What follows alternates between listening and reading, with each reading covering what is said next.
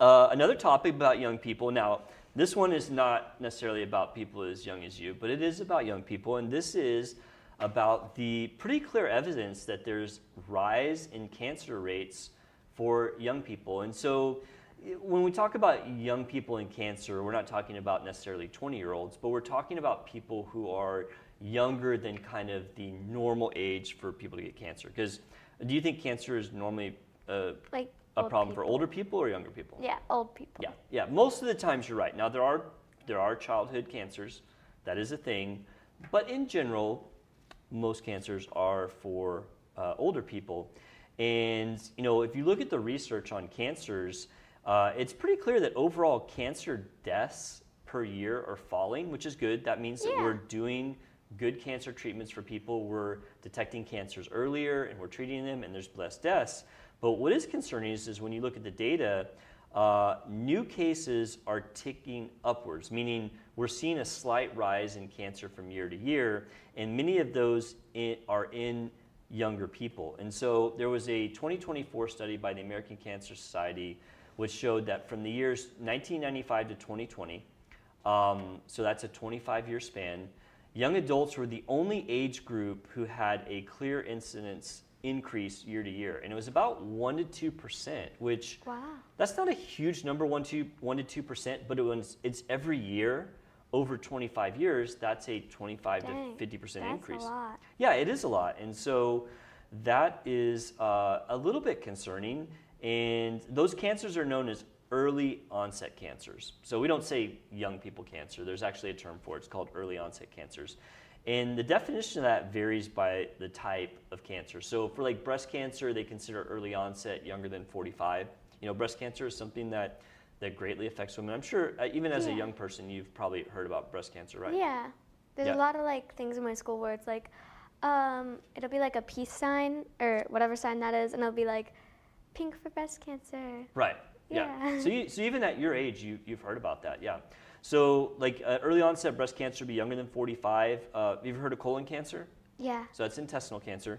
Early onset would be less than 50 years old. And the thing about these early onset cancers, they do tend to be a little bit more aggressive than cancers that an older person get. Meaning, if a 70-year-old person gets a cancer and then a 30-year-old person gets the same cancer, typically it's more aggressive in the younger person. Oh no. Yeah, right. So it's important that we kind of get to the bottom of this. Also, early onset cancers are more commonly associated with genetic defects. So do you know what that means? Like, let's say you had like a disease or something, then whenever you had a child and had me, then I had the disease. That's right. And so in this instance, we're not necessarily talking about a disease, but you're on the right track. Yeah. We're talking about an issue with your genetics. Like, so for example, we have genes in our body that help fight cancer, and some people don't have that gene. And so that person would be more prone to have cancer. So that would be a genetic defect. As we said, they're commonly more aggressive, but they're also oftentimes more advanced. So what that means is we're better at picking up cancers in older people quicker than we are in young people. That's weird. Yeah, well, there's actually a pretty good reason for that. As we age, there are set guidelines for, okay, you know, I had to go and get scopes. Do you remember when I had to go to the hospital? And I had to get my scopes because I'm at that age where I'm just starting to get into the risk of things like colon cancer or whatever. So I went and got scopes. But like somebody that's 20 years younger than me wouldn't do that. They don't think they need it. They don't think they need it, right. And so we're screening older people much, much more heavily than we are young people. And hence, when we do have a cancer young person, oftentimes it's been going on longer because they're not getting screened. Yeah, that makes sense. And therefore it's more advanced. So the types of early onset cancers out there, we talked about a couple, but I'm going to go over the ones that are kind of the big ones. So they're breast cancer, prostate. So that's actually what my father died from, was prostate cancer. Yeah. Endometrial cancer, colorectal, and cervical cancer. And interestingly enough, colorectal cancer is now the leading cause of cancer death in men younger than 50, which is pretty crazy. Yeah, it's pretty crazy. So obviously everybody wants to know, why is early onset cancer increasing? And the exact reason isn't really known, but there are some research out there that kind of give us some insight, so I wanted to talk about that. Have you ever heard of something called biological age versus chronological age?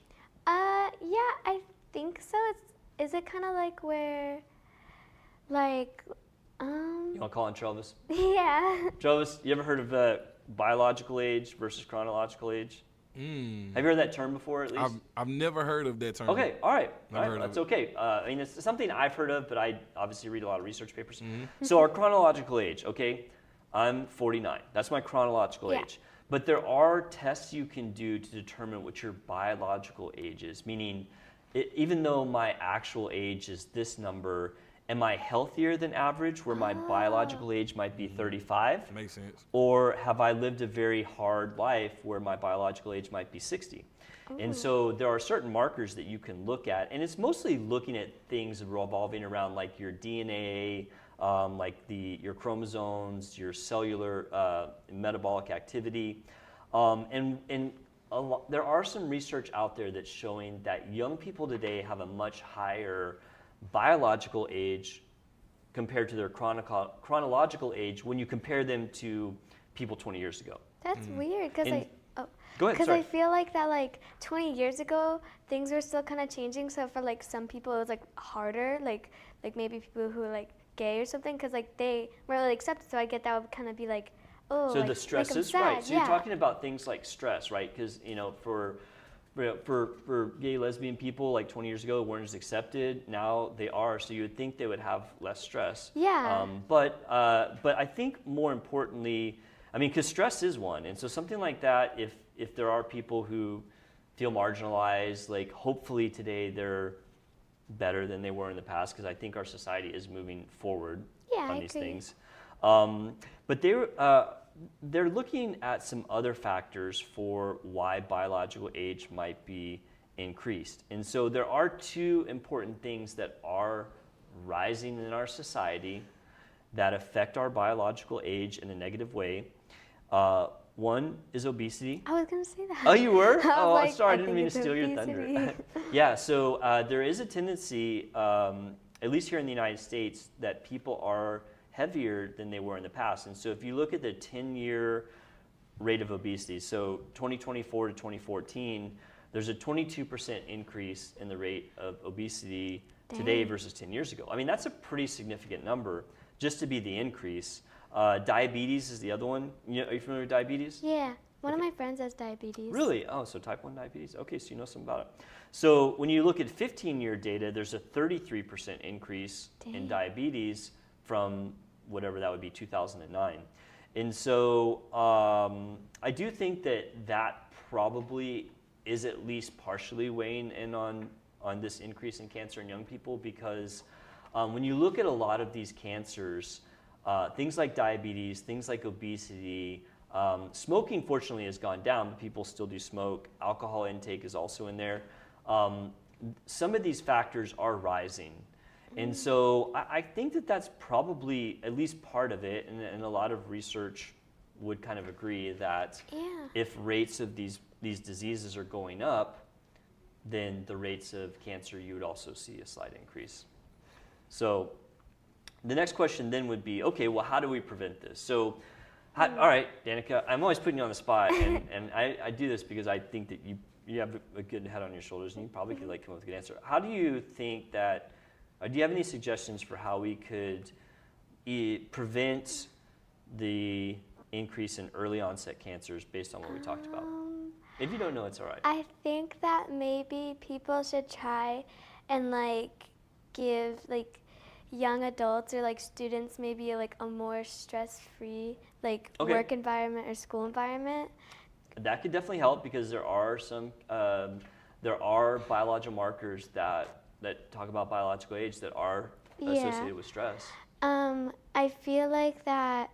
So I know that like bodies are really great now. Like everyone's beautiful, but like there's a difference between like fat and obesity. Like fat Right. is really pretty, and like but obesity kind of gets unhealthy. So. Right, so we should be very accepting of everybody, but Yeah. we also want people to be healthy. Yeah, that's Right. what I mean. I don't want to sound like No, that's good. I mean, you're on the right track. So, I mean, a lot of those things, some of those things I have. So, healthy lifestyle, right? You're on that with. You said decreasing stress. That is important. Diet and exercise is important. I mean, there's a lot of data out there that shows that if people don't have a good diet, meaning if they eat foods that are bad for you, and we've talked about which foods are good or bad in the past on the show. Also, if the weight gets up too high, that starts to affect your health. And so, healthy lifestyle, and also that includes not using tobacco products and limiting alcohol. That does weigh pretty heavily on that, I think. There's two other things that you probably, just because you don't have a medical background, wouldn't know, like your family history. Right? If you know that you have family members that have this certain type of cancer, that's important to talk to your doctor about, because that can change how quickly that you would get those screening studies for it. So that's an important one, is knowing your family history of cancer. And then the last one is actually going to the doctor. I mean, people are bad about going to the doctor. I include myself in that. I had been talking about going to the doctor to get my appointment, to get my scopes done for literally, years before I finally did it, just because I'm busy with work and I didn't necessarily want to do it. It was something I had to do. So I think those things are important. Know your family history, go to the doctor regularly, and doing your best to have a healthy lifestyle are big ways that we can potentially slow down this rate of early onset cancer in young people. Yeah. Yep. All right. Very good. I appreciate you weighing in on that.